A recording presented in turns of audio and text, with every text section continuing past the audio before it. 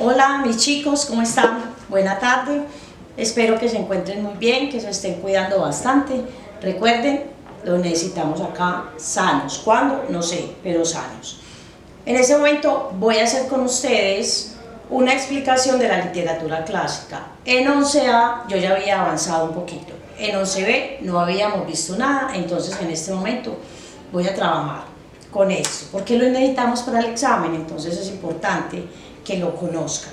Recuerden, literatura clásica, hablamos de que empieza 9 o 10 antes de Cristo y que va hasta el 476 después de Cristo.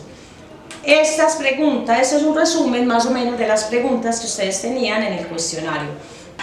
¿Cuándo termina la literatura clásica? Cuando comienza, obviamente, el periodo que sigue, que es la literatura medieval. ¿Cuándo? Con la caída del Imperio Romano.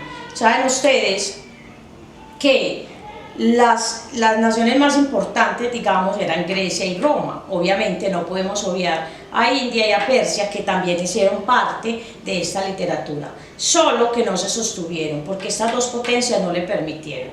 Cuando hablamos de literatura clásica tenemos que hablar de varios periodos, de un periodo arcaico, de un periodo clásico, que fue, digamos, el principal, y un periodo helenístico, que fue el que finalizó. Recuerden entonces, literatura clásica es todo lo perteneciente a la Roma y la Grecia antigua. ¿Listo? ¿Qué géneros se dieron en esta época? El teatro y la poesía, principalmente teatro y poesía. Obviamente fueron surgiendo otros más adelante a medida que ellos fueron progresando. Recuerden que estamos hablando de un periodo de casi 10.000 años. Entonces, en el teatro encontramos la comedia y la tragicomedia. Recuerden que en esa época surgieron los tres principales trágicos, que fueron Esquilo, Sófocles y Eurípides, pero de ellos no vamos a hablar todavía. Entonces, teatro, comedia y tragicomedia, y en la poesía encontramos la épica y la lírica. Eso se dio más o menos en la Roma republicana. Recuerdo que eso se fue dando por periodos, ustedes tienen ahí 3 periodos, la época clásica, el periodo republicano y la época helenística. Listo. En la épica encontramos la epopeya. Recuerden que la epopeya son aquellos que narran los acontecimientos y las hazañas de los héroes. En la lírica, que fue representada por los aedos y los rapsodas, encontramos entonces que el verso fue como su principal fuente. ¿Por qué era el verso? Porque era más fácil aprenderse el verso para recitar. Acá recuerden que eran poemas cantados y eran inéditos. Lírica, porque viene de la lira, que era con lo que ellos acompañaban sus versos. ¿Listo? Encontramos acá entonces al principal representante de la literatura clásica, que es Homero, con sus 2 obras principales, la Ilíada y la Odisea. La Ilíada, les voy a hablar un poquito de la Ilíada. Recuerden, la Ilíada cuenta, el tema principal de la Ilíada es la cólera de Aquiles. Cólera de Aquiles, cuando él se robó un trofeo que, digamos, se había ganado, se la roba y se la hacen devolver. Entonces, recuerden que la batalla de Troya duró 10 años, pero en la Ilíada solamente narran el último año, y eso que dicen que solamente como 54 días, pero bueno. Entonces encontramos que en la Ilíada el héroe, el principal guerrero era Aquiles.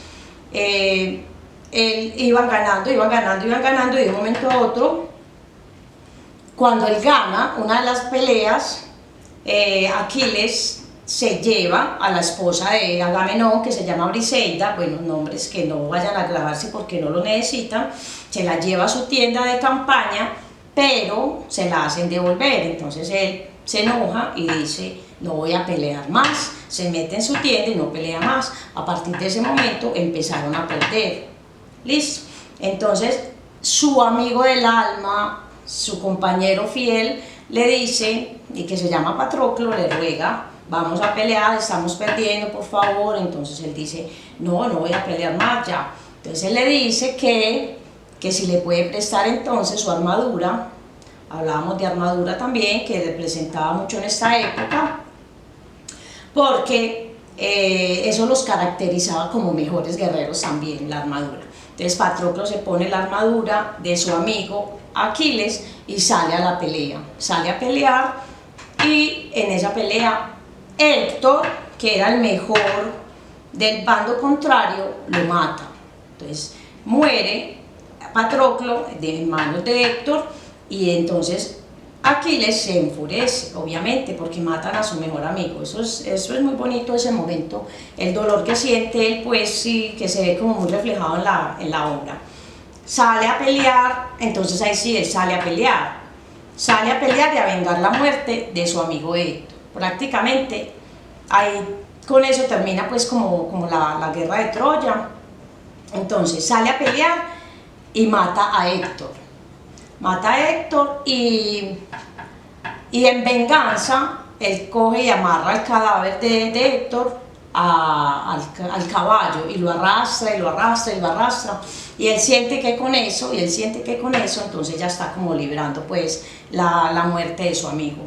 Él no quiere devolver el cadáver de Héctor y llega el padre de Héctor a rogarle, que creo que llama Priamo, se me olvidaron los nombres, a rogarle a Aquiles que le devuelva a su hijo para ya darle pues una sepultura, digamos, como se merece.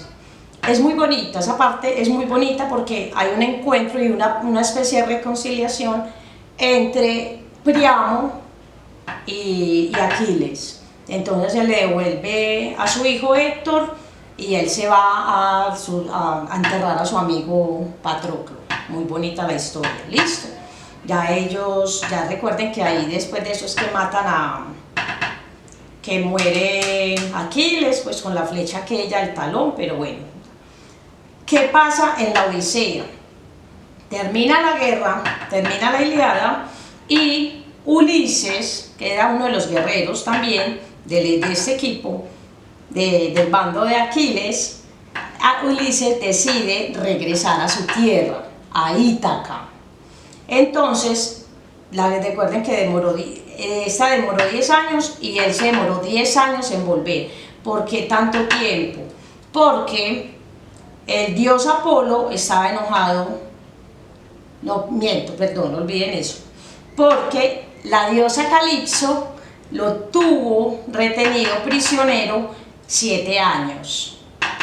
Entonces, él estuvo allá, luego tuvo con las sirenas otro encuentro porque el canto lo estaban encantando, entonces él casi no puede regresar. Recuerda que también tuvo una historia con Polifemo, que le entierra acá la estaca y le saca el ojo, el único pues que tenía, obviamente. Y él estaba impidiendo mucho regresar a la isla. Mientras tanto, ahí en Ítaca,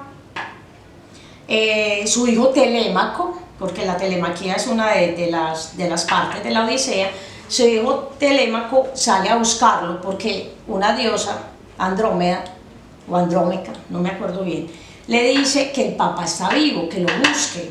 Entonces él sale a buscarlo. Obviamente pues no lo puede encontrar en ninguna parte, y ya cantidad de pretendientes de Penélope le están diciendo, ya su esposo no va a volver, usted se tiene que volver a casar con alguien.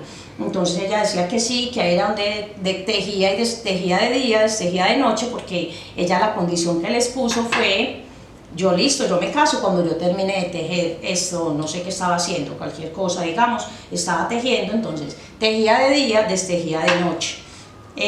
Con tal de, porque ella tenía el presentimiento, además ya le habían dicho que su esposo aún estaba vivo y que iba a regresar, entonces ya lo estaba esperando.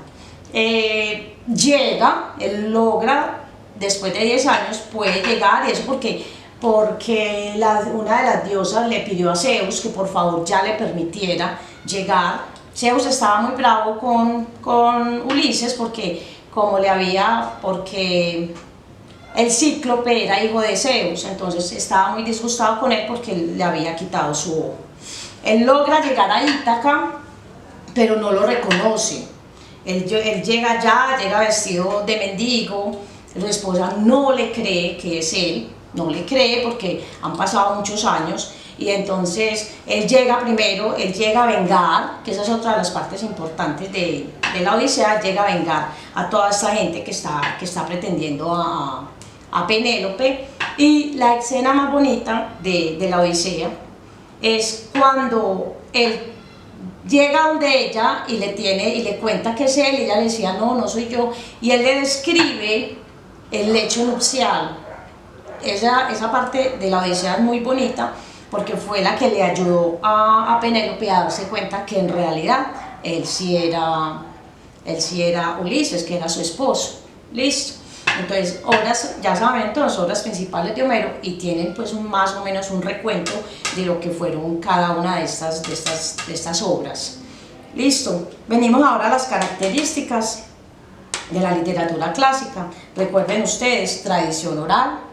Recuerden que escrito, lo que era prosa escrita, se vino a dar ya al final, muy al final, obviamente, porque fueron progresando, pero todo era cantado, todo era recitado. Entonces, tradición oral, características, era contenido religioso. Recuérdense que ellos eran teocentristas, que el centro de todos era Dios. Obviamente tenían muchos dioses, pero Dios era el centro de todo. En todo lo que hacían se reflejaba la belleza y la perfección. Belleza y perfección. Recuerden que entonces ustedes van a ver esos bustos que hay de la literatura griega y todo eso. Ellos se inspiraban mucho en los dioses. Decían que ellos eran perfectos y que además eran hermosos.